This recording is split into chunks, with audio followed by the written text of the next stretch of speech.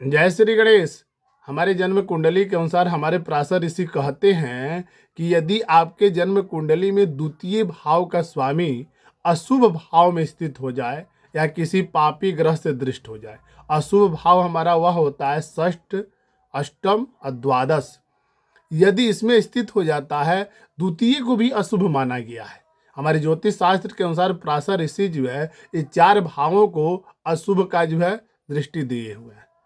तो लिखते हैं कि यदि आपके द्वितीय भाव का स्वामी किसी भी जन्म कुंडली में अशुभ ग्रह, पापी ग्रह से यदि दृष्ट हो जाता है तो आपको धन संपत्ति, कुटुंब का उत्तम से उत्तम लाभ भी कराता है, लेकिन आपको अहंकारी बना देता है, आपको जो संतान विहीन भी कर देता है। तो उसमें लिखते हैं कि धने से धन गते पुंसो धनवान गर्भ संयुक्त भार्या द्वया तयः चापी श्रुतहीनोपि जायते। यानी कि कहते हैं कि यदि आपका धन भाव का स्वामी किसी भी व्यक्ति की जन्म कुंडली में धन भावस्थ हो जाता है तो आपको कुटुंब से जो है विहीन बना देता है, धन और वाणी को आपको उत्तम से उत्तम लाभ की प्राप्ति कराता है। अब आप भी अपने जन्म कुंडली के अनुसार देखें कि आपके धन भाव यानी द्वितीय भाव का स्वामी आपका किस भाव में स्थित है या आपको किस तरह का जो है कष्ट उत्पन्न कर रहा है। धनेश जो होता है हमारा जन्म कुंडली में वो हमको कुटुंब भी देता है। कुटुंब के मतलब होता है हमारा परिवार, हमारा घर, हमारा संतान, हमारे जो है भाई बंधु, हमारे किस तरह जो है हमको कितना जो है लाभ की प्राप्ति करते हैं। यदि आपका द्वितीय भाव का स्वामी किसी भी तरह से यदि पापी हो जाता है, पापी ग्रह से दृष्ट हो जाता है, अशुभ घर में स्थित हो जाता है तो आपको जो है कुटुंब का लाभ जो है नहीं प्राप्त होता है, क्योंकि आपका यह जो है आप अपने जन्म कुंडली के अनुसार ये निश्चित रूप से आप देख सकते हैं।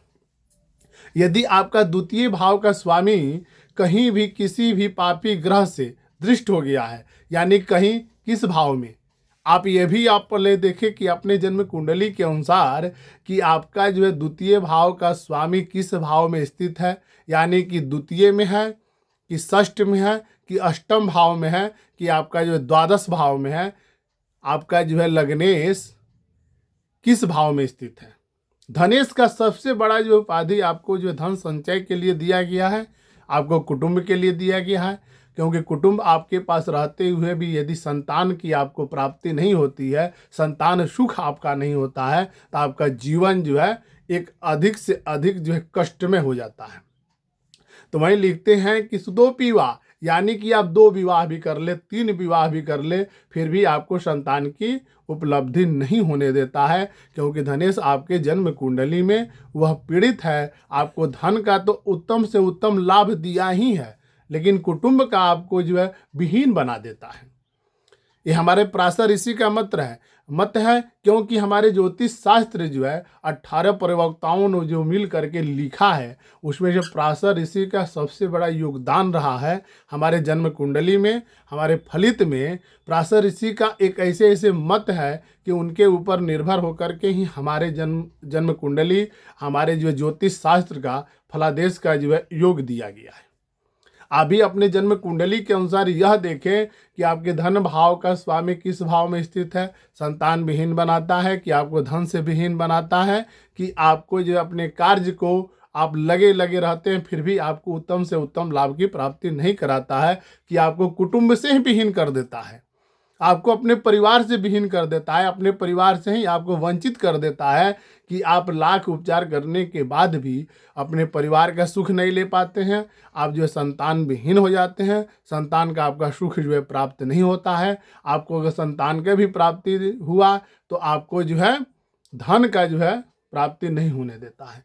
ये हमारे द्वितीय भाव का जो है स्वामी किस भाव में आपका स्थित है, उसका कितना फल है, ये हमारे पराशर ऋषि के द्वारा जो श्लोक जो मैंने बताया है उसके अनुसार मैं आपको यह चीज़ बता रहा हूँ कि आपको अपने कुंडली के अनुसार आप स्वतः देख सकते हैं। आपके यदि जन्म कुंडली नहीं है तो आप परीक्षण कर सकते हैं कि हमारे तरफ से किस तरह से जो है परेशानियाँ उत्पन्न हो रही है। आप हमारे चैनल से जुड़े रहें। ज्योतिष एवं वास्तु संबंधित जो है मैं प्रश्न को लेकर के उपस्थित होता हूं।